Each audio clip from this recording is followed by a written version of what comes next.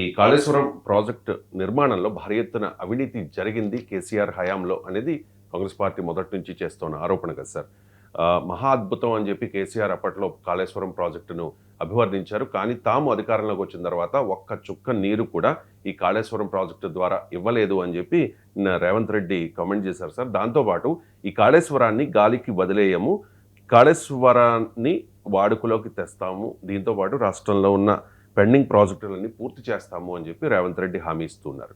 ఈ కాళేశ్వరం విషయంలో రేవంత్ రెడ్డి యూటర్న్ తీసుకున్నారా సార్? ఏమనుకోవాలి? యూటర్న్ అంటే ఏంటన్నట్టు మీరు ఎలా యూటర్న్? ఇప్పుడు రేవంత్ రెడ్డి అయినా కాంగ్రెస్ పార్టీ అయినా చెప్పేది ఏంటి, ఈ కాళేశ్వరం ప్రాజెక్టులో భారీ ఎత్తున అవినీతి జరిగింది, ఇది అన్వయబుల్ ప్రాజెక్ట్ అనేది ప్రధానమైన విమర్శ. కానీ వాస్తవం అయితే 1000 కోట్లు ఖర్చు పెట్టారు, ఓ ప్రాజెక్ట్ నిర్మాణం అయితే జరిగింది కదా. సో ఇప్పుడు రేవంత్ రెడ్డి ప్రభుత్వం ముందున్న సవాల్ ఏంటి?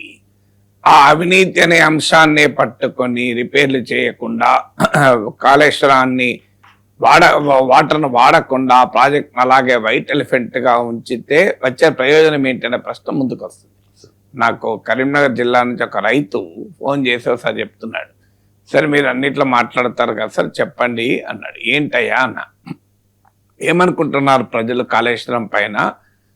కాంగ్రెస్ పార్టీ ఇట్లా కాళేశ్వరం అంతా వేస్ట్ కదా, ఇన్ని 1000 కోట్లు ఖర్చు పెట్టాడు కేసీఆర్, ఏం చేయలేదు అంటే మీకు రిజర్వాయరు ప్రాబ్లం వచ్చింది కదా మేడిగడ్డ అని ఈ చర్చ పెడితే ఏమంటున్నాడంటే, సరే మనం ఇప్పుడు ఎడ్లను నాగలికి కట్టి తాడుతోని దున్నుతాంటాం, సడన్ గా తాడు తెగుతుంది, ఏదో నాసిరకం తాడు కళ్ళ వల్లనో దేని వల్ల తెగుతుంది, అప్పుడు ఏం చేస్తాం సార్?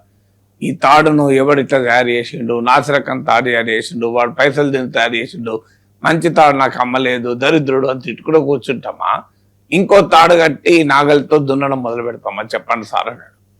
అంటే అంటే చాలా బ్యూటిఫుల్ గా క్యాప్చర్ చేశాడు. నేను ఇది ఎంత అద్భుతంగా క్యాప్చర్ చేశాడు చూడండి. తాడు తెగింది, ఇప్పుడు ఇమీడియట్ గా చేయాల్సిన పని ఏంటి?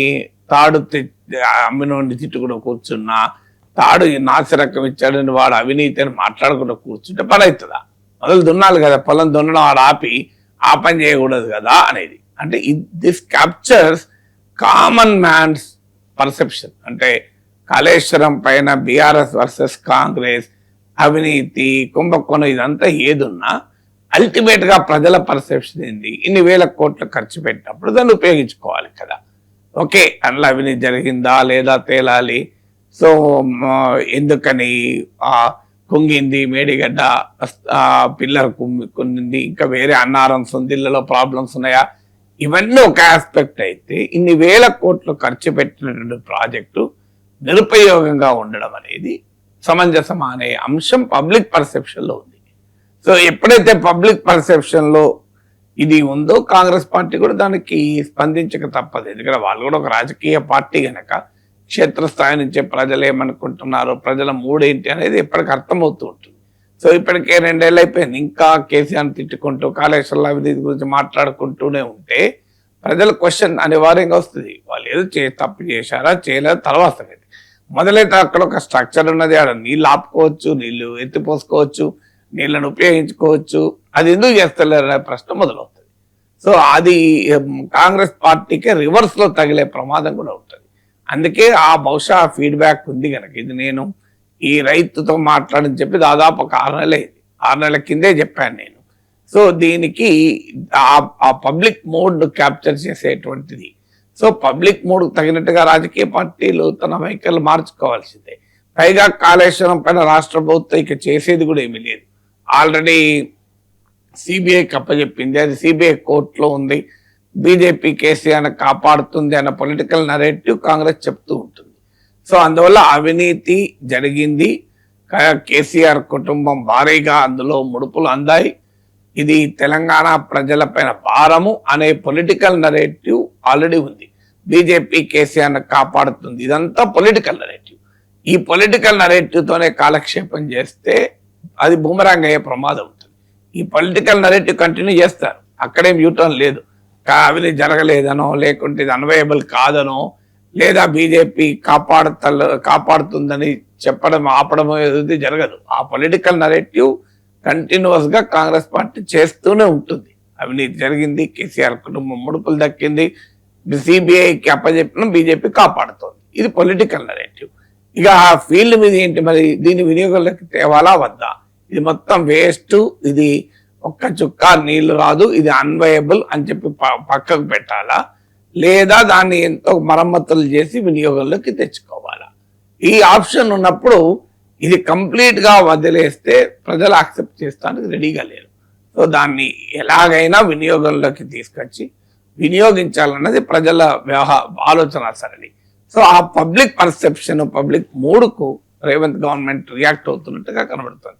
అందుకే దీన్ని వదిలివేయము, మేము దీన్ని వినియోగంలోకి తెస్తాము అనేటువంటి స్టేట్మెంట్ బహుశా ఫస్ట్ స్టేట్మెంట్ అనుకున్నాడు. ఇప్పటి వరకు కాళేశ్వరం అంతా బుడదల పోసిన పన్నీరే, వృధా అయిపోయింది, నయా పైసా దాంట్ నుంచి వచ్చేది లేదు అని చెప్తూ వచ్చారు. ఇప్పుడు సడన్ గా దీన్ని ఉపయోగించుకుంటాం, వినియోగంలోకి తెచ్చుకుంటాం అనే స్టేట్మెంట్ రావడంలో కారణం ఏంటంటే క్షేత్రస్థాయిలో ప్రజల పర్సెప్షన్ కు రెస్పాండ్ కావడమే అవుతుంది. శ్రీవారి లడ్డులో కల్తీ నెయ్యి అంశాన్ని మన నాయకులు ఇప్పట్లో వదిలేలా కనిపించడం లేదు సార్. ఒక వారం క్రిందటి వరకు మనం ప్రతిరోజు చూసాం, కూటమి నేతలు ప్రతిరోజు కూడా జంతుకోవు, గొడ్డుకోవు, పందుకోవు అని మాట్లాడేవారు. ఒక 2 పత్రికల్లో అయితే ఇదే అంశం ప్రధాన వార్తగా వచ్చే పరిస్థితి. అంటే యాదృచ్ఛికమై ఏంటో కానీ అమిత్ షాను కలిసిన తర్వాత, చంద్రబాబు ఢిల్లీ వెళ్ళి అమిత్ షాను కలిసి వచ్చిన తర్వాత కాస్త సైలెంట్ అయ్యారు కూటమి నేతలు అనే చర్చ కూడా నడిచిన పరిస్థితుల్లో మండలిలో వైఎస్ఆర్ కాంగ్రెస్ పార్టీ ఈ అంశాన్ని హెరిటేజ్ వైపు టర్న్ చేసింది సార్. వైఎస్ఆర్ కాంగ్రెస్ పార్టీ సభ్యులు ఎదురుదాడి చేశారు కూటమిపై.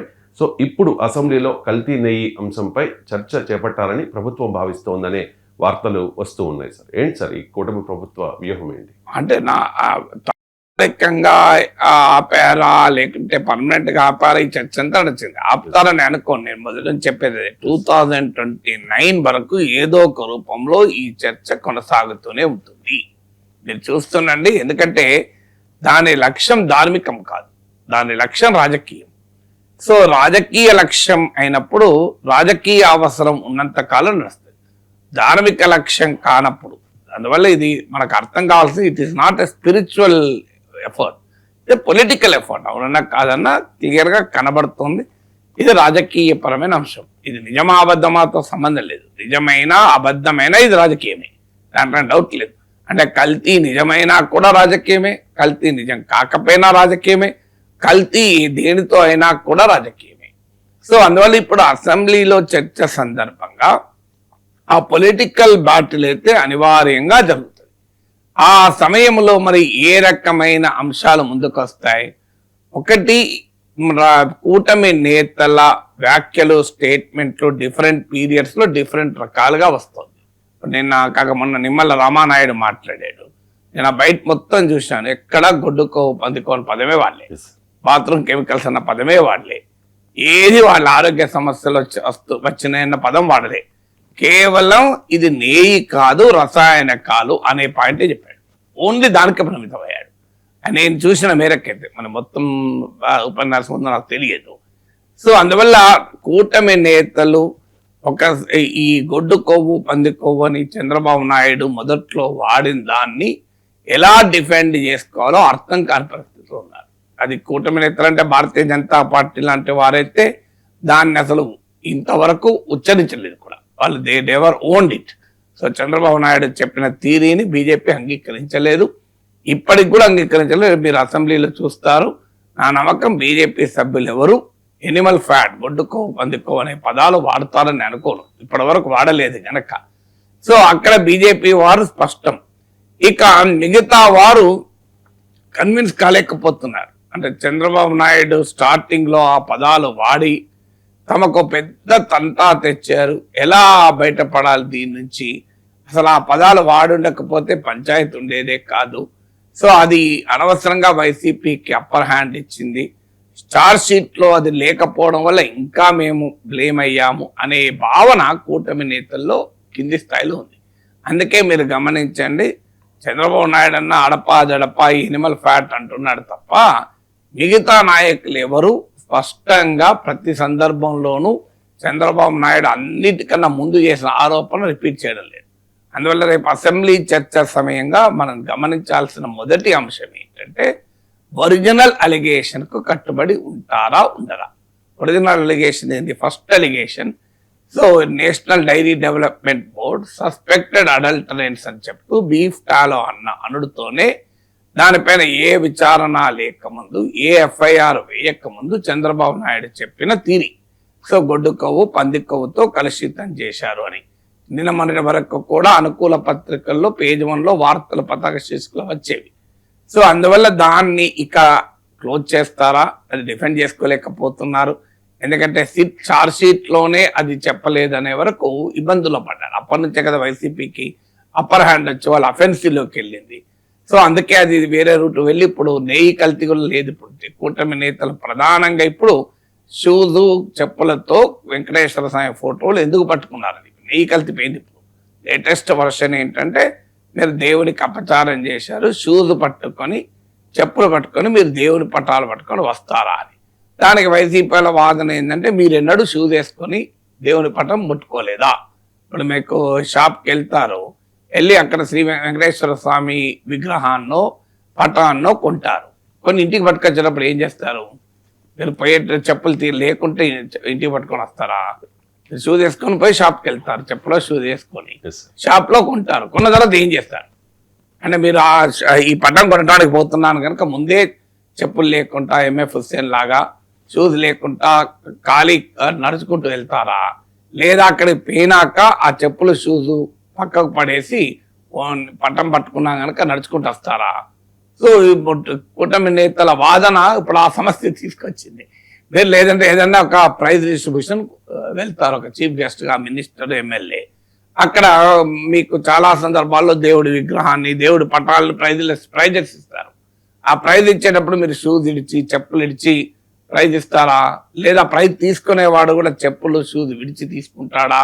ఇంకో ఈ చర్చ అంతా మొదలైంది. ఇది నేను చెప్పడం కాదు, భూమా కరుణాకర్ రెడ్డి మీరు ఎప్పుడు షూస్ వేసుకోలేదా దేవుని పటం పట్టుకున్నప్పుడు అనే చర్చ మొదలైంది.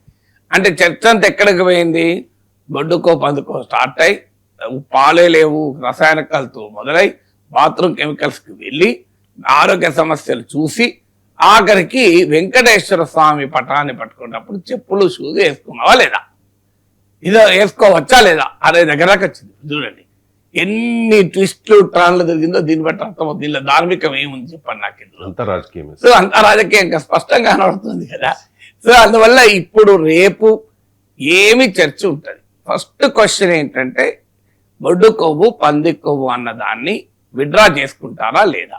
ఐ డోంట్ థింక్ విడ్రా చేసుకుంటే అది చాలా పెద్ద ఎదురుదాడికి కారణమవుతుంది కనుక మరి దాన్ని విడ్రా చేసుకున్నప్పుడు దాని నుంచి ఎలా డిస్టెన్స్ అవుతారు? సో డిస్టెన్స్ అయ్యేటప్పుడు కూటమిలోని వివిధ పక్షాలు ఎలా ఉంటాయి? ఇప్పుడు ముఖ్యంగా బీజేపీ ఏ వైఖరి తీసుకుంటుంది? సో అసలు కూటమి సభ్యులే ఆ పాయింట్ పక్కకు వదిలేసి ఓన్లీ రసాయనికాల పైన ఫోకస్ చేస్తారా, నిమ్మల రామానాయుడు ఫోకస్ చేసినట్లు? సో అందువల్ల ఫస్ట్ తేలాల్సింది ఎనిమల్ ఫ్యాట్ గురించి. చంద్రబాబు నాయుడు హుందాగా ఉండాలి అంటే ఆ రోజు ఎన్డీడీబీ రిపోర్ట్లో సస్పెక్టెడ్ అంటే నేను బాధతో చెప్పాను మాట నిజమే, కానీ అది లేదు, మేము పరిశోధనలో అది ప్రూవ్ కాలేదు, కేవలం రసాయనికాలతో కల్తీ జరిగిందని మాత్రమే మాకు ప్రూఫ్ వచ్చింది, మేము దాని మీదకే ప్రొసీడ్ అవుతాం, మాకేం రాజకీయం లేదు, లేనిది ఉన్నదని చెప్పాలని మాకేం కోరిక లేదు. ఆ రోజు ఎన్డీడీబీ రిపోర్ట్లో అనుమానం అనే వరకు నేను అనుకున్నాను, చెప్పాను. ఇప్పుడు లేదు, లేదంటే సంతోషమే కదా అని స్టాండ్ తీసుకుంటే చాలా గౌరవంగా హుందాగా ఉంటుంది. కనీసం కోట్లాది మంది భక్తులు ఆ రెండు పదాలు గొడ్డుకో పందుకో నుంచి ఉపశమనం పొందుతారు. ఇక అది లేక ఇంకా గొడ్డుకో పందుకో చుట్టూ తిప్పితే అంతకన్నా దుర్మార్గమే లేదు. ఎందుకంటే అది ఎక్కడ ఏ రీసెర్చ్ ఏ ల్యాబ్లో తేలని అంశం. ఏదైనా ఎన్డీడీబీ రిపోర్ట్ అయినా సస్పెక్టెడే, వేరే లేదా. అందువల్ల ఇక ఇది మొదటి అంశం. దాని విషయంలో స్పష్టత ఇస్తారా, ఇంకా దాగుడు ముత్తలే ఆడతారా? ఆ గొడ్డుకో పందుకో విషయంలో దాగుడు ముత్తలే ఆడతారా? రెండవది ఏంటి అన్నప్పుడు ఒకవేళ ఇది మీకు చంద్రబాబు నాయుడు బయట్లు పవన్ కళ్యాణ్ ముందన్నది తర్వాత అన్నది చూస్తే ఒకసారేమో అనుమానాలు అంటారు, ఇంకోసారేమో కలిసిందంటారు. గొడ్డుకో పందుకో విషయంలో మొన్న పవన్ కళ్యాణ్ ప్రెస్ కాన్ఫరెన్స్లో అనుమానాలు అన్నాడు, అంతకుముందు కలిసింది అన్నాడు. సో ఇప్పటికైనా అనుమానాలన్న పదం వాడతారా, కలిసిందన్న పదం వాడతారా? ఒకవేళ ఆ ఎనిమల్ ఫ్యాట్ అనే పాయింట్ కంటిన్యూ చేయదలుచుకుంటే, కంటిన్యూ చెయ్యము, లేదు మేము ముందే దాన్ని క్లోజ్ చేస్తామనుకుంటే అది సంతోషం. చంద్రబాబు నాయుడు ఆ రకమైన హుందాతనాన్ని ప్రదర్శించి దీనికి ఈ ఎనిమల్ ఫ్యాట్ అనే దానికన్నా ఒక పులి స్టాప్ పెడితే నిజంగా సంతోషం. కానీ అది చెయ్యనప్పుడు ఎనిమల్ ఫ్యాట్ థియరీ, గొడ్డుకో పందుకో థియరీని కంటిన్యూ చేయదలుచుకున్నప్పుడు సస్పెక్టెడ్ అని ఒకసారి అంటున్నారు, కలిసింది అని ఒకసారి అంటున్నారు. వాస్తవం అయితే సస్పెక్టెడే, ఎన్డీడీబీ రిపోర్ట్లో ఉంది సస్పెక్టెడే. కానీ అది ఈ 2 సార్లు 2 రకాలుగా మాట్లాడుతున్నారు. మనం ప్లే చేసి కూడా చూపెట్టాం. పవన్ కళ్యాణ్ మొదట్లో చంద్రబాబు నాయుడు మాట్లాడిన వెంటనే కలిసింది అన్నాడు. తర్వాత మొన్న Chandrababu Naidu, Pawan Kalyan, Madhav joint press conference కలిసిందని అనలే, అనుమానాలు అన్నాడు. సో ఇది అనుమానాలు అంటారా, కలిసిందంటారా? ఎందుకంటే ఇది 2వ పాయింట్ తేలాలి. ఒకవేళ ఎనిమల్ ఫ్యాట్ థియరీ కంటిన్యూ చేయాలి అనుకుంటే 3వది తేలాల్సింది ఏంటంటే, మరి శ్రీశైలం లడ్డు అన్నారు, పత్రికలు అనుకూల పత్రికలను అయితే శ్రీకాళహస్తి, ద్వారకా, తిరుమల కూడా కలిపారు. దీన్ని తిరుపతికే పరిమితం చేస్తారా, ఇతర దేవాలయాలకు ఎక్స్టెండ్ చేస్తారా? అప్పుడు అనివార్యంగా ప్రశ్నలు వస్తాయి. మరి శ్రీశైలం పైన ఇంతవరకు పత్రికలు అయితే మనం చూడలేదు, విచారణకు ఆదేశించినట్టు కానీ, ఒక ఎఫ్ఐఆర్ దాఖలైనట్టు కానీ, మీరు శ్రీశైలం దేవస్థానం కంప్లైంట్ ఇచ్చినట్టు కానీ, శ్రీశైలం దేవస్థానం ఈవో ఎక్కడన్నా పోలీస్ స్టేషన్ కంప్లైంట్ ఇక్కడ ఎక్కడా చూడలేదు. మరి సాక్షాత్ ఏది లేకుండా ముఖ్యమంత్రి ఎలా అంటాడు ఒక దేవుని ఈ లడ్డు పైన? కోట్లాది మంది శివభక్తుల మనోభావాలపై దాడి కాదా? మీరు ముందు ఏదన్నా విచారం లేకుండా అనకూడదు, ఆఖరికి అన్న తర్వాత విచారణకు ఆదేశించారు. చూశాను సో నేను పేపర్లో చూశాను అంటున్నాడు. ఏ పేపర్లో వచ్చిందో తెలియదు. ఏ ముఖ్యమంత్రులు పేపర్లో చూసి కామెంట్లు చేస్తారా? ముఖ్యమంత్రులు మాట్లాడితే పేపర్లో రావాలి, కానీ పేపర్లో చూసిన దాన్ని బట్టి ముఖ్యమంత్రి కంక్లూజన్లకు వస్తే అంతకన్నా అన్యాయం ఇంకేమైనా ఉంటుందా అందులో ఇలాంటి విషయాలు?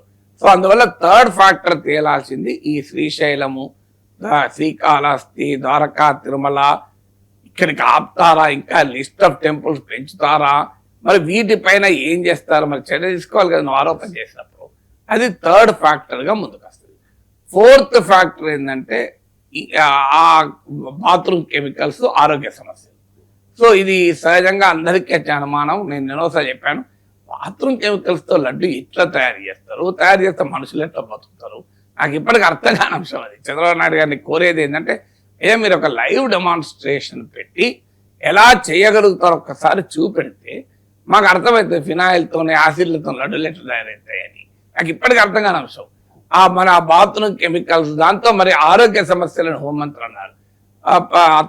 ప్రజల దేవాలయంగా భావించే శాసనసభలోనైనా ఆమె డేటా ఎక్కడెక్కడ ఆరోగ్య సమస్యలు రిపోర్ట్ అయ్యాయి, ఏ హాస్పిటల్లో కేసులు రిపోర్ట్ అయ్యాయి, దానిపైన ఇన్వెస్టిగేషన్ ఏం చెప్పింది, డాక్టర్లు ఏం చెప్పారు, ఏం ట్రీట్మెంట్ ఇచ్చారు, డయాగ్నోసిస్ ఏంటి, ఏ రకమైన ఆరోగ్య సమస్యలు వచ్చాయి, స్వల్పకాలిక సమస్యలు వచ్చాయా, దీర్ఘకాలిక సమస్యలు వచ్చాయా, ఏ ఊర్లలో రిపోర్ట్ అయినాయి, తిరుపతిలో రిపోర్ట్ అయినాయా, ఇంటికి పోయినాక వచ్చినాయి ఆరోగ్య సమస్యలు, లడ్డు తినంగానే వచ్చిందా, తిన్న 3 రోజులకు వచ్చిందా?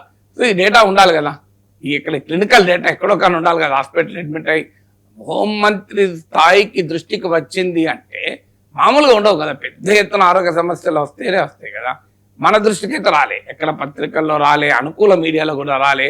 అందువల్ల హోమ్ మినిస్టర్ అన్నట్టు ఆరోగ్య సమస్యలు ఎక్కడెక్కడ వచ్చాయి, people have right to know కదా.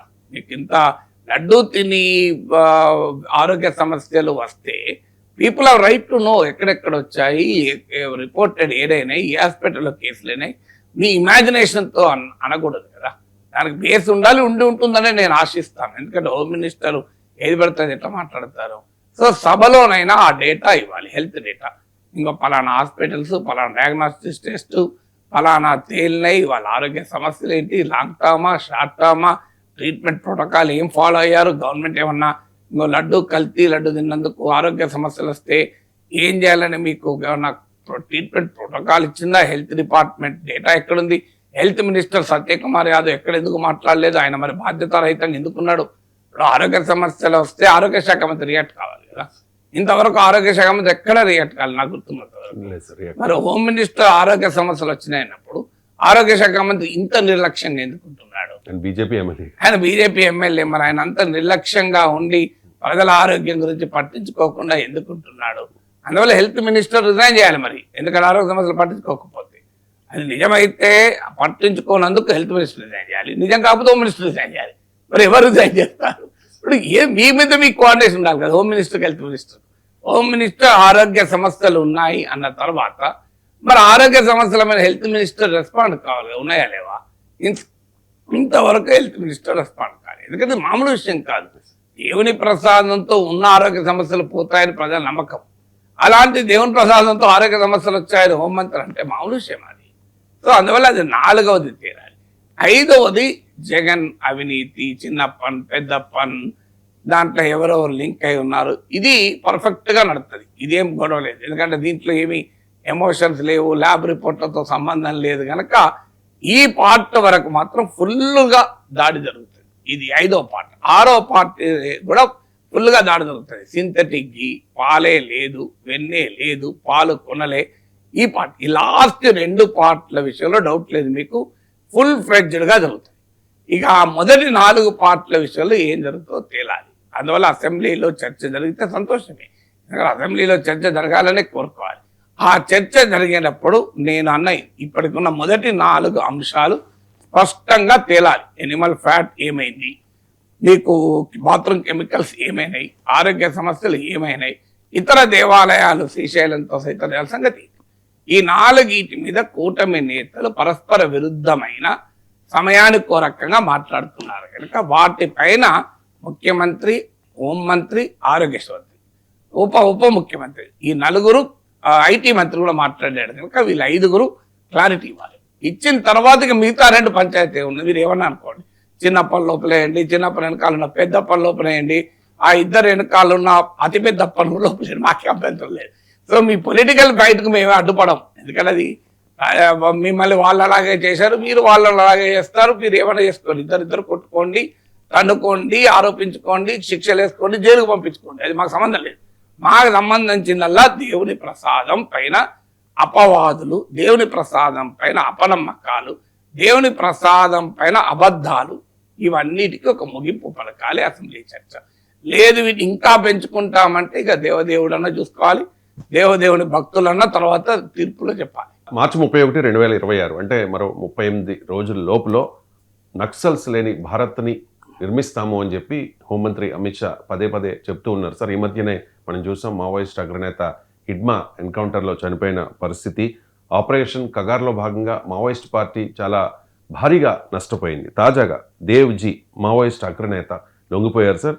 వీరితో పాటు మల్లా రాజిరెడ్డి సహా 25 మంది కూడా తెలంగాణ పోలీసులకు లొంగిపోయిన పరిస్థితి. సో ఏంటి సార్, అమిత్ షా పెట్టిన డెడ్ లైన్ ఇంకా 38 రోజులు మాత్రమే ఉంది. అంటే ఒక్కొక్కరుగా లొంగిపోతూ ఉన్నారు, చాలామంది ఎన్కౌంటర్లలో చనిపోతూ ఉన్న పరిస్థితి కూడా చూస్తూ ఉన్నాం. నక్సలిజం భారత్లో అంతం అయిపోతుందా? అమిత్ షా అనుకున్నది జరుగుతుందంటారు? అదే జ్యోతిష్యం చెప్పాలి, నాకు తెలియదు. మళ్ళీ మీరు భవిష్యత్తు గురించి చెప్పడైనా నా ఆన్సర్ ఒకటే. భవిష్యత్తు గురించి నేను ఎట్లా మాట్లాడగలుగుతాను? 20 ఏళ్ళ తర్వాత 10 ఏళ్ళ తర్వాత ఏమవుతారు నాకంటే తెలుసు. అంటే ఇంకా 38 days. ఇప్పుడు రీజన్ ఏంటి అనేది చెప్పగలుగుతాను తప్ప ఫ్యూచర్ టెల్లింగ్ అనేది నా పని కాదు. చిలక చూస్తుంది ఫ్యూచర్లో ఏమవుతుంది, మావోయిస్ట్ పార్టీ పోయి ఇంకో పార్టీ వస్తుందా, ఏమవుతుంది, హూ కెన్ టెల్, ఎవరు ఊహించగలుగుతారు? సో కానీ చిలక జోస్యాలు పక్క పెడదాం. What are the reasons for this situation? ఎప్పుడైనా మనం పాస్ట్ అండ్ ప్రజెంట్ అనలైజ్ చేయాలి తప్ప ఫ్యూచర్ గురించి అనవసర స్పెక్యులేషన్లు చేయకూడదు. ఎప్పుడన్నా స్పెసిఫిక్ ఆధారాలుండి ట్రెండ్స్ను ఎక్స్ట్రాపులేట్ చేస్తూ చేయొచ్చు, తప్పలేదు. కానీ ప్రతిసారి భవిష్యత్తులో ఏమవుతుంది అని మీరు అడుగుతూ ఉంటారు. నాకు ఆ జ్యోతిష్యం రాదని నేను చెప్తూ ఉంటాను. సో ప్రతిసారి భవిష్యత్తు వద్దు దయచేసి. సో ఇప్పుడేం జరుగుతుంది, ఎందుకు ఇలా జరిగింది, అది మనం విశ్లేషించుకుంటే అర్థం ఉన్నది తప్ప ఫ్యూచర్ గురించి నన్ను ఎట్లా ఫోర్కాస్ట్ చేస్తే నేనేం చెప్పగలను? సో అందువల్ల ఇప్పటికి ఎందుకు ఈ పరిస్థితి వచ్చింది, దీనికి కారణాలు ఏంటి అనేది మాత్రం అనలైజ్ చేయగలం. ఎందుకంటే దానికి మనకు ఆధారాలు ఉంటాయి, ఎవిడెన్స్ ఉంటుంది, రీసెర్చ్ ఉంటుంది. సో మావోయిస్ట్ పార్టీ ఎందుకు ఇలా పతనమైంది అన్నదానికి బౌలడంత పరిశోధన ఉంది, సోషల్ సైంటిస్టులు రాసిన విశ్లేషణలు ఉన్నాయి. So there is a body of literature to analyse it. Future గురించి అనలైజ్ చేసడానికి స్పెక్యులేషనే కదా అది. సో ఈ బాడీ ఆఫ్ లిటరేచర్ ఏం చెప్తుంది, where did naxalism go wrong? మనకు అర్థంగా నక్సలిజం అని ఎందుకు వచ్చింది అంటే ప్రపంచంలో ఈ లెఫ్ట్ అడ్వెంచరిస్ట్ టెండెన్సీ అంటారు. అంటే వామపక్ష అతివాద, వామపక్ష దుందుడుకువాద ధోరణి కేవలం ఇండియాలోనే కాదు, ఇది చైనాలోనే మావో జెడాంగ్ నాయకత్వంలో ఉండగానే కల్చరల్ రెవల్యూషన్ పేరిట ఈ అతివాద దృక్పథాలు వచ్చాయి. ప్రపంచవ్యాపితంగా ఈ లాటిన్ అమెరికా, ఆసియా, ఆఫ్రికా దేశాల్లో ఈ రకమైన డీవియేషన్స్ ప్రపంచ కమ్యూనిస్ట్ ఉద్యమంలో వచ్చాయి, ఇండియాలో కూడా వచ్చాయి. ఇండియాలో నక్సలిజం అని ఎందుకన్నారంటే, నక్సల్ బరి అనే బెంగాల్లోని ఒక గ్రామంలో చారు మజుందార్ నాయకత్వంలో మొదటిసారి ఇండివిజువల్ అనిహిలేషన్, వ్యక్తిగత హింసావాదాన్ని ఒక సిద్ధాంతంగా మార్చుకొని వర్గ శత్రువుల నిర్మూలన చేస్తామంటూ మొదలుపెట్టారు. అంటే ప్రజా పోరాటాలు, ప్రజా ఉద్యమాలు కాకుండా వ్యక్తిగతంగా వాళ్ళని అంతం చేస్తాం, భూస్వాముల్ని వర్గ శత్రువుల రక్తంతో భరతమాత ఎరిపెక్కిస్తాం, ఇలాంటివన్నీ మేము చిన్నప్పుడు చూసేవాళ్ళం గోడల పైన. తుపాకీ గొట్టం ద్వారానే రాజ్యాధికారం సిద్ధిస్తుంది అని. సో ఈ నినాదాలతో నక్సల్ బరిలో మొదలైంది కనుక మన దేశంలో దాన్ని నక్సలిజం అంటారు. సో మావోయిస్ట్ ఆలోచన ధార గనక మావోయిజం అని కూడా అంటారు. సో నక్సలిజం అయినా మావోయిజం అయినా ఎందుకు పతనమైంది? మరి ఒకప్పుడు రెడ్ కారిడార్ అని భారతదేశంలోని అనేక రాష్ట్రాల్లో ఊపి ఊపి అసలు దేశం, అప్పటి ప్రధానమంత్రి మన్మోహన్ సింగ్ అన్న మాటలు, ఇది బిగ్గెస్ట్ నేషనల్ సెక్యూరిటీ ఛాలెంజ్, జాతీయ భద్రతా సవాల్గా అభివర్ణించారు. ఇది ఒక పెద్ద సోషల్ అండ్ ఎకనామిక్ ప్రాబ్లంగా ప్లానింగ్ కమిషన్ రిపోర్ట్లు చెప్పి ఇంత పెద్ద మూమెంట్, ఇంత పెద్ద ఇంపాక్ట్ క్రియేట్ చేసి జల్ జంగల్ జమీన్ నినాదాన్ని అడవి ప్రాంతాల నుంచి, ఆదివాసీ ప్రాంతాల నుంచి బిగ్గరగా వినిపించిన ఒక ఉద్యమం ఎందుకు ఇలా అస్తమిస్తోంది అనేది ప్రశ్న. దీనికి మొదటి కారణం ఏంటి అంటే, మీకు పుట్టిన నాటి నుంచే మీకు లెనిన్ అంటాడు, మా left wing extremism, left wing adventurism ఇది అన్ ఇన్ఫాంటల్ డిజార్డర్ అంటాడు, బాల్యారిష్ట పంత అంటాడు. సో ఇన్ఫాంటల్ డిజార్డర్ అనేది వాస్తవంగా మీకు మన దేశంలో నక్సలైట్ మూమెంట్ని గమనించిన లేట్ 60s మొదలైనప్పుడు first all India communist revolutionary coordination committee అని ఏర్పాటయ్యారు, రకరకాల గ్రూపులని కలిసి. అప్పటి నుంచే చీలిక మొదలైంది. అంటే పుట్టినప్పటి నుంచి చీలికలు మొదలై ఇప్పటికీ ఎన్ని చీలికలు ఉన్నాయో అసలు ఈవెన్ ఆ పార్టీలో పనిచేసిన వారు కూడా చెప్పడం కష్టం. పర్మిటేషన్స్ అండ్ కాంబినేషన్స్ అవుతూనే ఒక్క గ్రూప్ కాదు, కాను సన్యాల్, చారు మజుందార్, నాగభూషణ్ పట్నాయక్, చంద్రపుల్లారెడ్డి, దేవులపల్లి వెంకటేశ్వరరావు, తర్మల్ నాగిరెడ్డి, మీకు ఇట్లా పైలా వాసుదేవరావు, ఒక్కొక్కరు వేణు గ్రూప్ అని, సో ఇలా ఎస్ఎన్ సింగ్ గ్రూప్ అని, ఇట్లా ఒక్క గ్రూప్ కాదు అసలు, కొండపల్లి సీతారామయ్య గ్రూప్, తర్వాత ఆయన్నే ఎక్స్పెల్ చేయడము. సో ఇట్లా ఇట్లా ఒక 100 గ్రూపులు అయ్యాయి, 100ల పైన.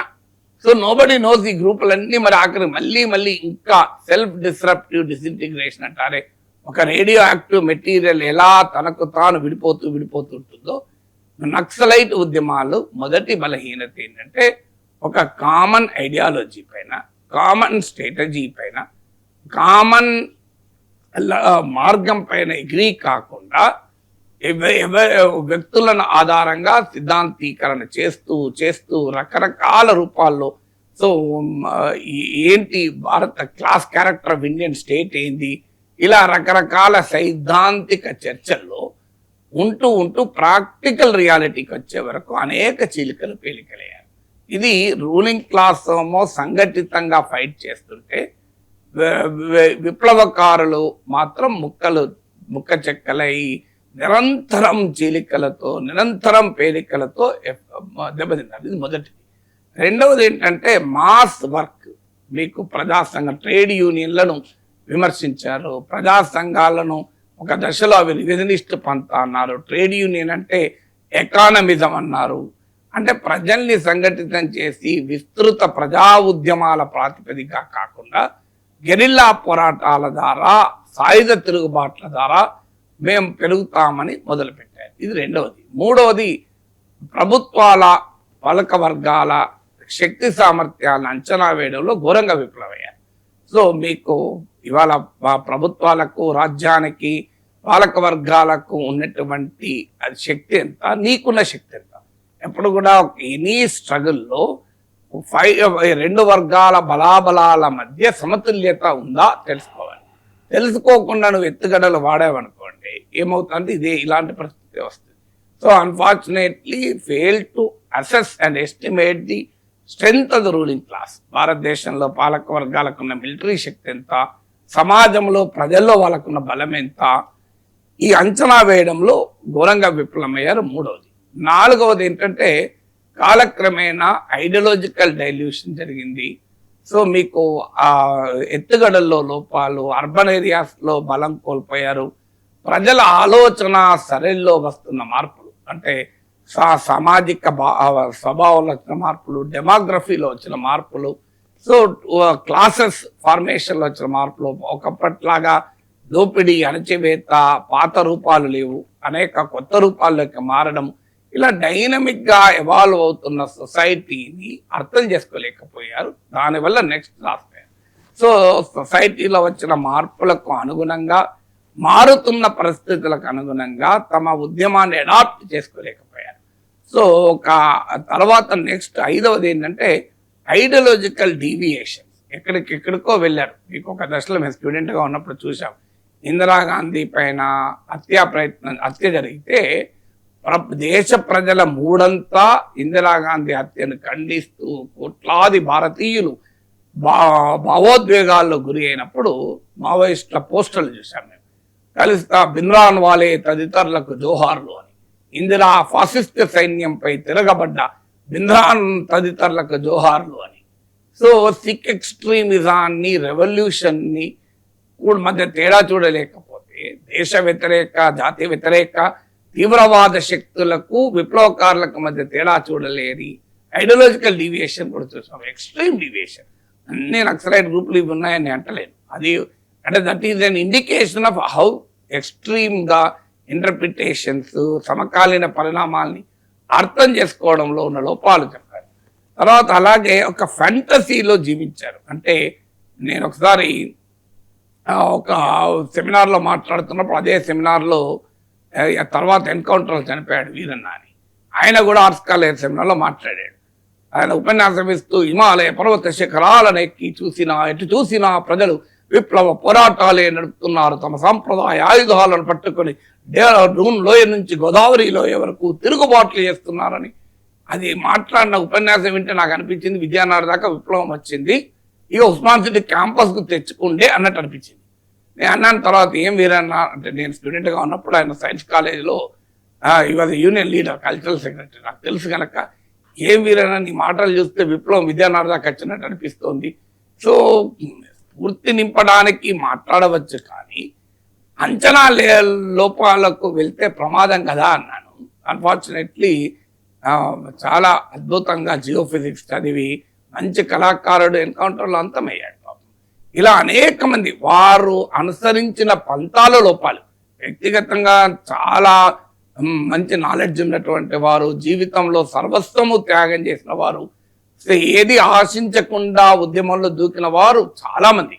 కొద్దిమంది పెడదవ పట్టిన వాళ్ళు ఉపయోగించుకోవడానికి ఎంటర్ కావచ్చు, కానీ బల్క్ ఆఫ్ ద పీపుల్ మాత్రం చాలా కమిట్మెంట్తో దేశం ఇలాగే మారుతుంది, సమాజం ఇలాగే వస్తుంది, తమ త్యాగాలతో భవిష్యత్ తరాలు బాగుపడతాయని నమ్మి వెళ్ళిన వాళ్ళు, చాలా మంది నమ్మి జీవితాలు అర్పించిన వాళ్ళు.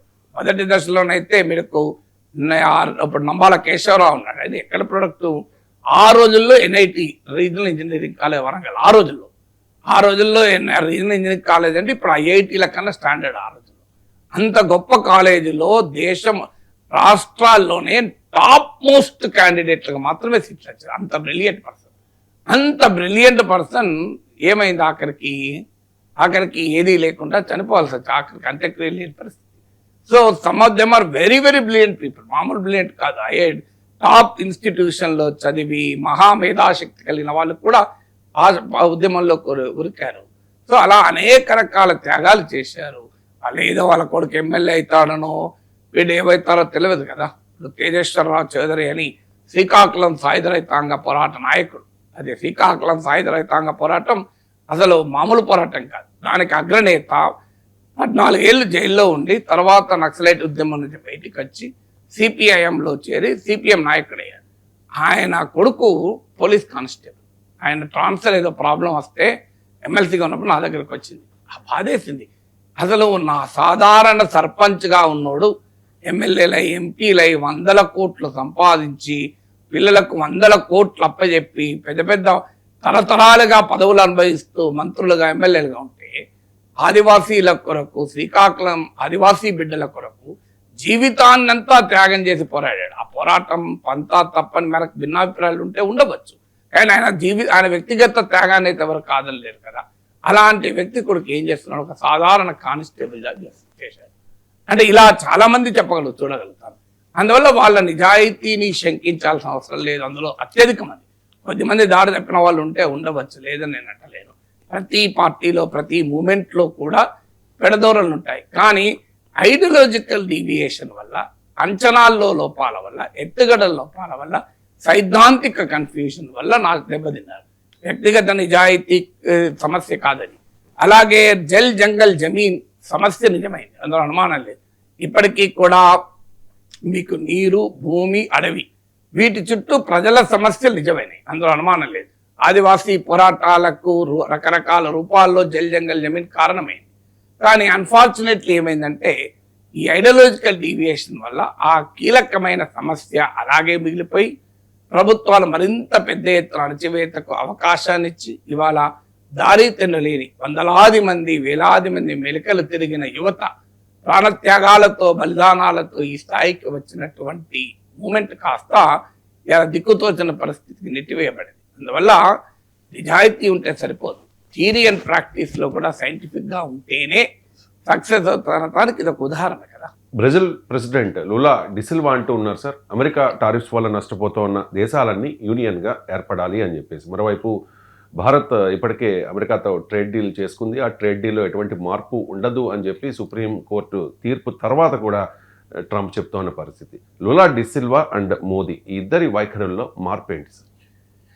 అంటే లులా డిసిల్వా ఇది ట్రేడ్ యూనియన్ లీడర్, ఆయన కార్మిక హక్కుల కొరకు పోరాడిన నాయకుడు, వర్కర్స్ పార్టీ పెట్టాడు, ఆయన వర్కర్స్ పార్టీ కదా, అందువల్ల ఆయన యాటిట్యూడ్లో తేడా ఉంటుంది. ఆయన ఏమంటున్నాడు, ఆయన తన ట్రేడ్ యూనియన్ ఎక్స్పీరియన్స్తో చెప్తున్నాడు, యజమాని బలవంతుడు, ఒక్కొక్క కార్మికుడు బలవంతుడైన యజమానితో నెగోషియేట్ చేసుకుంటే ఆ యజమాని చాలా సులభంగా ఒక కార్మికుడు నడిచివేస్తాడు. కానీ కార్మికులందరూ సంఘటితమై ఒక యూనియన్గా ఫామ్ అయి ఒకరికొకరు సౌహార్దతతో కనుక నెగోషియేట్ చేస్తే అదే యజమాని దిగి వస్తాడు. అది చాలా సింపుల్ ట్రేడ్ యూనియన్ ఎక్స్పీరియన్స్ చెప్పాడు. అందువల్ల ప్రపంచంలో అమెరికా బెత్తం పట్టుకొని అందరినీ బెదిరిస్తోంది కనుక అమెరికాకు వ్యతిరేకంగా అమెరికా టారిఫ్ బాధిత దేశాలన్నీ ఒక యూనియన్గా, బ్లాక్స్గా ఫామ్ అయి నెగోషియేట్ చేస్తే ట్రంప్ దిగి వస్తాడు అనేది ఆయన థియరీ, అది కరెక్ట్ థియరీ అది. సో అన్ఫార్చునేట్లీ దాన్ని మన మోడీ పట్టించుకుంటాడా? So Modi my great friend, good friend, శాంతి దూత, ఆయన నాయకత్వంలో శాంతి, స్థిరత్వము, సంపద సృష్టించబడుతుందని ట్వీట్ చేస్తున్నాడు మన prime minister. So Lula da Silva పోరాట పంతాను చెప్తుంటే ప్రధానమంత్రి నరేంద్ర మోడీ రాజీ పంతా అని చెప్తున్నాడు. So whether you compromise or confront, Trump knows బలం, స్ట్రెంత్ నుంచి నెగోషియేట్ చేసినవే ట్రంప్కి తెలుసు. అందువల్ల లులా ఇప్పటివరకు, ఎందుకంటే కామన్ థింగ్ ఏంటంటే బ్రెజిల్ పైన 50% టారిఫ్ ఉంది, ఇండియాపై కూడా 50% టారిఫ్ ఉంది. మన దేశం ఒక అన్ఈక్వల్ ట్రేడ్ డీల్కి ఒప్పుకుంది, అంటే అమెరికా 18% విధిస్తుంది, మనం 0% విధిస్తామని ఒప్పుకున్నాం. విచిత్రం ఏంటంటే ఇప్పుడు అమెరికన్ సుప్రీం కోర్టే ఆ 18% కొట్టివేసింది. ట్రంప్ ఇప్పుడు కొత్తగా విధించిన సెక్షన్ 122 కింద విధించింది కూడా 15%. సో ట్రంపే 15% అంటుంటే మన మోడీ 18% ఒప్పుకొని వచ్చాడు. చూడు ఇంట్రెస్టింగ్ థింగ్, ఒక 18 రోజులు ఆగి ఉంటే మనకి 15% ఉండేది. ఇప్పుడు ట్రంప్ ఏమంటాడు, 18% నువ్వు ఒప్పుకున్నావు అనుకుంటుంది అంటున్నాడు. నువ్వు ఒప్పుకున్నావు కదా, దీంతో సంబంధం ఏమున్నది, నేనైతే ఇస్తాను, నువ్వు 18% కట్టడానికి రెడీ అయినాక సంబంధం ఏంటి అంటున్నాడు. నువ్వు రేట్తో సంబంధం ఏంటి, నువ్వు ఎక్కువ పే చేస్తానో పే చేయి అంటున్నాడు. ఇప్పుడు నువ్వు ఆటో ఎక్కుతావు, ఆటో మీటర్ 100 రూపాయలు చూపెడతావు, నువ్వు 200 ఒప్పుకున్నావు అనుకోండి, ఆటో డ్రైవర్ ఏమంటాడు, అయ్యా మీటర్ 100 చూపెడుతుంది, నువ్వు 200 ఎట్లా, నాకెందుకు సార్ మీటర్తో సంబంధం ఏంది, మీరు ఎక్కడప్పుడు 200 ఒప్పుకున్నారు కదా అంటాడు. అవునా కదా? అందుకే ఎక్కడప్పుడు ఆలోచించాలి, నేను 200 ఒప్పుకోను, మీటర్ ఇంతేనంత అని. కానీ ఒక్కసారి మీటర్ రీడింగ్ సంబంధం లేకుండా నువ్వు ఒప్పుకున్న తర్వాత ఆటో డ్రైవర్ వసూలు చేస్తాడు, బుక్ పిన్ 200 వసూలు చేస్తాడు. సింపుల్ ఆటో డ్రైవర్ ఎక్స్పీరియన్స్ ఇట్లుంటే ట్రంప్ ఎట్లుంటాడు, అవునయా నేను 15% వేస్తున్నా ప్రపంచం పైన, నువ్వు ఆగుంటే నీ మీద కూడా 15 ఉండేది, నువ్వు ఆగా ఒప్పుకున్నావు 18% కట్టమంటున్నాడు, సింపుల్. సో అందువల్ల బ్రెజిల్ ప్రెసిడెంట్ ఆగాడు, ఆయన ఇప్పటివరకు ఒప్పుకోలే. మన ప్రైమ్ మినిస్టర్ ఒప్పుకున్నాడు. అందువల్ల మనకు 18% వచ్చింది, ప్రజలకు 15% వచ్చింది ఇప్పుడు టారిఫ్. చూడండి ఎంత అన్యాయమో.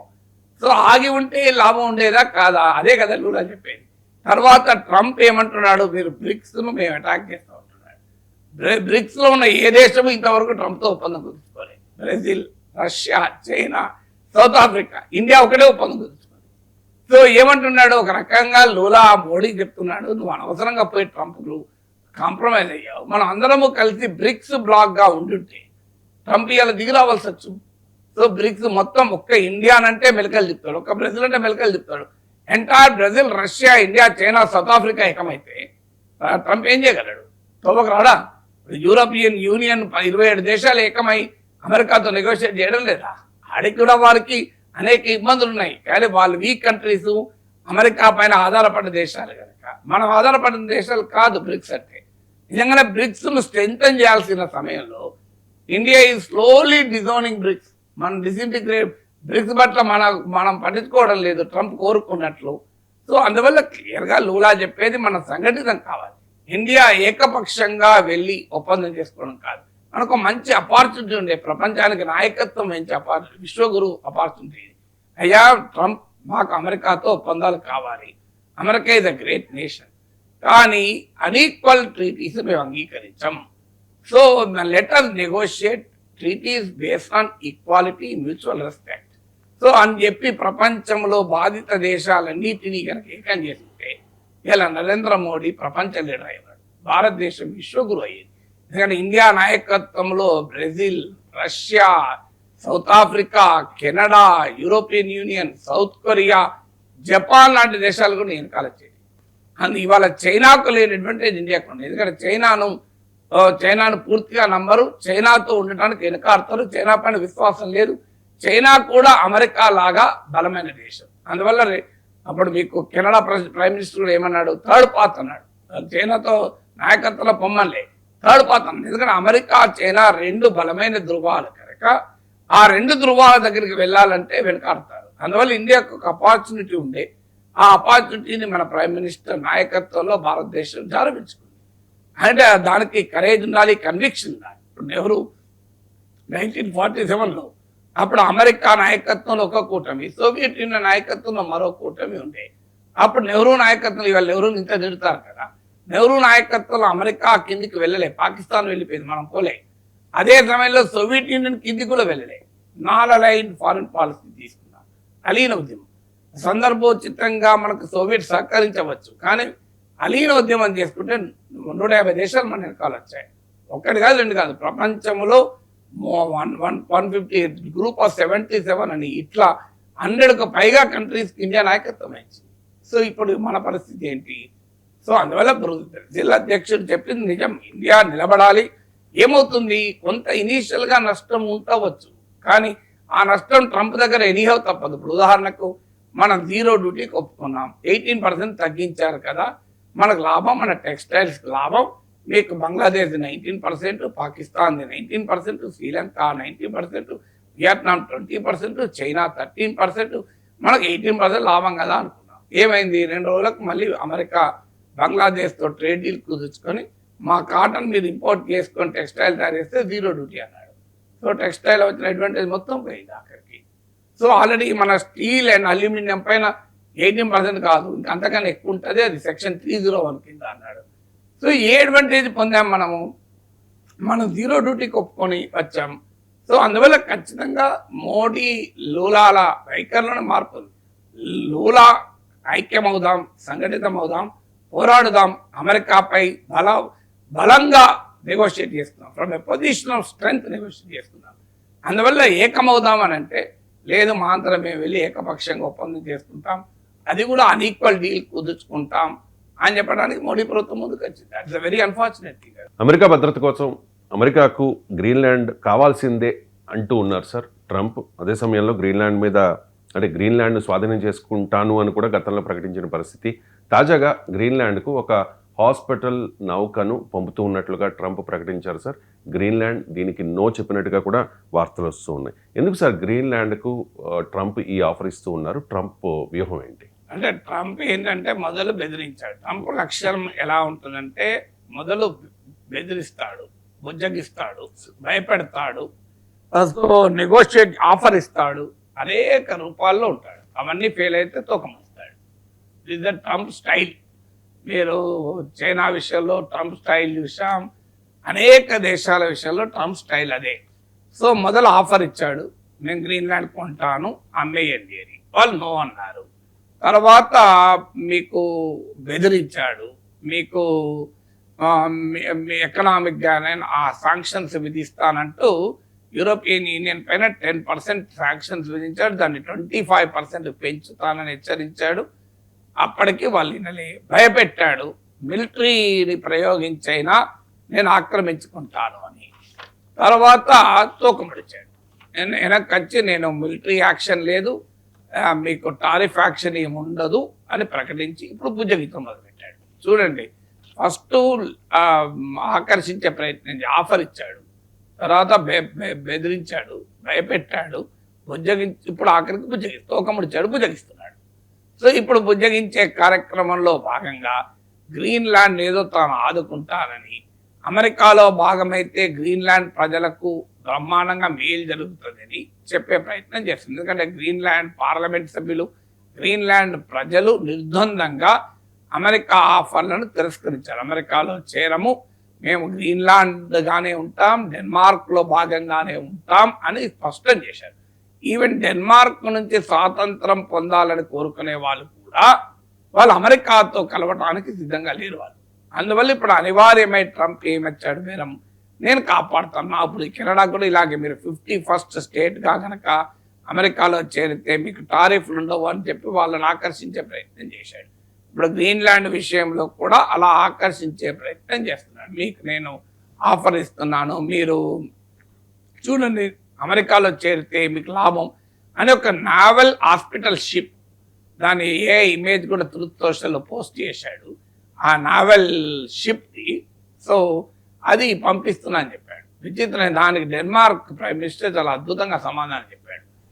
మా దేశంలో గ్రీన్లాండ్లోను మా దేశంలోను health care is totally free, ప్రజలందరికీ ఫ్రీ హెల్త్ కేర్ దొరుకుతుంది అని చెప్పాడు. అంటే ఏంటి, ఇండైరెక్ట్గా అమెరికాలో కాస్ట్లీయెస్ట్ హెల్త్ కేర్, అమెరికాలో ఆరోగ్యాన్ని మించిన ఖరీదైంది ఇంకేమీ లేదు.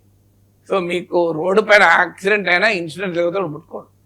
సో అమెరికాలో ఆరోగ్యాన్ని వ్యాపారంగా చేసి అత్యంత ఖరీదైనదిగా మార్చిన అమెరికా ఉచిత వైద్యాన్ని ఇచ్చేటువంటి డెన్మార్క్ షిప్ పంపుతుందట గ్రీన్లాండ్కు. సో గ్రీన్లాండ్లో హెల్త్ కేర్ ఫ్రీ, డెన్మార్క్లో కూడా హెల్త్ కేర్ ఫ్రీ. సో వాళ్ళు అందుకే వాళ్ళు అన్నారు, మీరు నాకు ఫ్రీగా, మేమే ఫ్రీగా ఇస్తున్నాం మా ప్రజలకు, మీరెవరయ్యా మాకు పంపడానికి అని. సో అందువల్ల బుజ్జగించడాన్ని మొదలుపెట్టాడు ట్రంప్, దాన్ని కూడా వాళ్ళు తెలుసుకున్నారు. ఆఫ్ఘనిస్తాన్ పాకిస్తాన్ మధ్య ఉద్రిక్తతలు తారాస్థాయికి చేరుకున్నాయి సార్. తాజాగా ఆఫ్ఘనిస్తాన్పై పాకిస్తాన్ వైమానిక దాడులతో విరుచుకుపడింది. తెహ్రీక్ ఈ తాలిబాన్ అలాగే ఐఎస్ స్థావరాలే లక్ష్యంగా దాడులు చేసినట్లుగా 70 మంది ఉగ్రవాదులు చనిపోయినట్టుగా పాకిస్తాన్ ప్రకటించిన పరిస్థితి సార్. కానీ ఆఫ్ఘనిస్తాన్ పాక్ చెప్పిన దాన్ని ఖండిస్తోంది సార్. తీవ్రంగా ప్రతీకారం తప్పదు అని చెప్పి ఆఫ్ఘనిస్తాన్ ప్రకటించిన పరిస్థితి. ఉగ్రవాదులు కాదు చనిపోయింది, అమాయకులైన మహిళలు చిన్నపిల్లలు చనిపోయారు అని చెప్పి ఆఫ్ఘనిస్తాన్ చెప్తోంది సార్. ఏంటి సార్ ఆఫ్ఘనిస్తాన్ అండ్ పాకిస్తాన్ల మధ్య అంటే ఆఫ్ఘాన్ పాకిస్తాన్ బార్డర్లో చాలా కాలంగా ఈ ఘర్షణ జరుగుతోంది. మెయిన్ ఇష్యూ ఏంటంటే టెహ్రీక్ తాలిబాన్. సో టెహ్రీక్ తాలిబాన్ పాకిస్తాన్ టీటీపీ అంటారు, అది ఆఫ్ఘాన్ భూభాగం నుంచి పనిచేస్తుంది, తాలిబాన్ కంట్రోల్లో పనిచేస్తుంది అన్నది పాకిస్తాన్ ఆరోపణ. అసలు మా కంట్రోల్కి సంబంధమే లేదు, తాలిబాన్కు టెహ్రీక్ తాలిబాన్ పాకిస్తాన్కు సంబంధం లేదు. ఇట్స్ ఓన్లీ ఐడియాలజికల్గా మా నుంచి స్ఫూర్తి పొందొచ్చు కానీ ఫిజికల్గా మాకేం సంబంధం లేదనేది తాలిబాన్ చెప్తుంది. సో పాకిస్తాన్ తాలిబాన్ల మధ్య ఇది ఒక మౌలికమైన సమస్యగా ఉంది. టెహ్రీక్ తాలిబాన్ పాకిస్తాన్ వారు పాకిస్తాన్లోని ఖైబర్ పఖ్తూన్ఖా ప్రావిన్స్లో దాడులు చేస్తుంటారు. ఈ మధ్య కూడా కొంతమంది సైనికులు చంపేశారు. సో ఈవెన్ ఇస్లామాబాద్లో కూడా ఒక మాస్క్లో దాడులు జరిగాయి. సో ఇలా నిరంతరం బెలూచ్ తిరుగుబాటుదారులు ఇటు టెహ్రీక్ తాలిబాన్ పాకిస్తాన్లో దాడులు చేస్తూనే ఉన్నారు. సో వాళ్ళు ఆఫ్ఘనిస్తాన్లో తలదాచుకొని ఆఫ్ఘాన్ భూభాగం నుంచి తమ దేశంపైకి దాడి చేస్తున్నారు అన్నది పాకిస్తాన్ ఆరోపణ. ఈవెన్ ఇంటర్నేషనల్ కమ్యూనిటీ కూడా పాకిస్తాన్ పిలిపించింది, మీరు ఆఫ్ఘనిస్తాన్ నిలువరించాలి, ఆఫ్ఘాన్ భూభాగం నుంచి మా పైకి దాడులు చేస్తున్నారని. కానీ పాకిస్తాన్ దయ్యాలు వల్లించినట్టు అంటారు చూడండి, దయ్యాలు వేదాలు వల్లించడం అంటారు, సామర్థ్యం డెవిల్ కోటింగ్ స్క్రిప్చర్స్ అని. Yes. సో ఇది క్లియర్ గా డెవిల్ కోటింగ్ స్క్రిప్చర్స్ కదా. ఎందుకంటే పాకిస్తాన్ భూభాగం నుంచి ఒకవైపు భారత్ లో తీవ్రవాద కార్యకలాపాలను ప్రోత్సహిస్తూ ఎగుమతి చేస్తున్న దేశం, ఆఫ్ఘనిస్తాన్ భూభాగం నుంచి మా మీదికి దాడులు జరుగుతున్నాయని చెప్పడం ఏంటి? నిన్న కదా లష్కర్ మాడ్యూల్లో కదా మన వాళ్ళు బర్స్ట్ చేశారు. రెడ్ ఫోర్ట్ సమీపంలోని కొన్ని దేవాలయాలను గురిపెట్టి లష్కర్ గ్రూప్ ప్రయత్నాలు చేస్తుందని పహల్గామ్లో చూసాం, పాకిస్తాన్ లింక్ ఢిల్లీలో చూసాం. సో ప్రతి అడుగడుగున అంతకుముందు పుల్వామా, యూరి, పఠాన్కోట్, హైదరాబాద్, ముంబై, కోయంబత్తూర్, అహ్మదాబాద్, ఇలా ప్రతి చోట పాకిస్తాన్ దుర్మార్గాలు మనకు కనబడుతున్నాయి కదా. సో తామే దొంగ, ఇతరుల దొంగ అంటే ఎవడు ఒప్పుకుంటాడు? సో అందువల్ల పాకిస్తాన్కి ఆ క్రెడిబిలిటీయే లేదు. తమ దేశ భూభాగం పైకి మరో దేశం దాడి చేస్తుంది.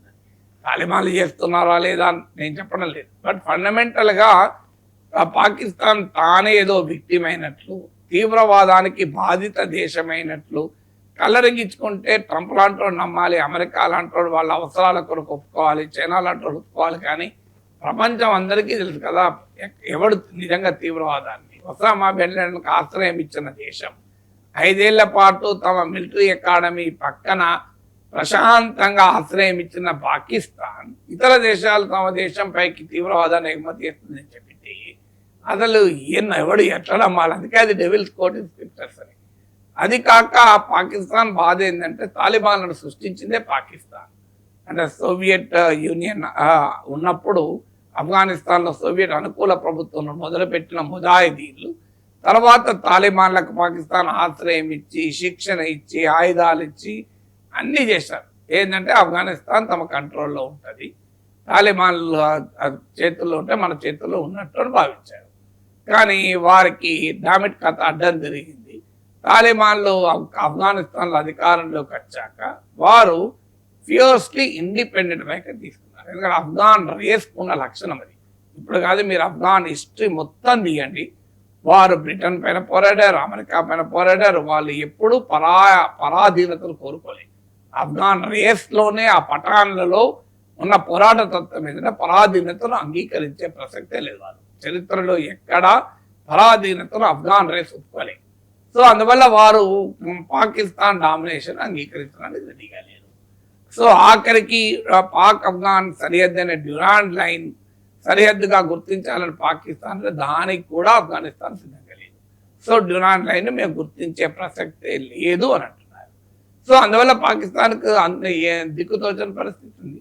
ఏం చేయాలో అర్థం కాని పరిస్థితి.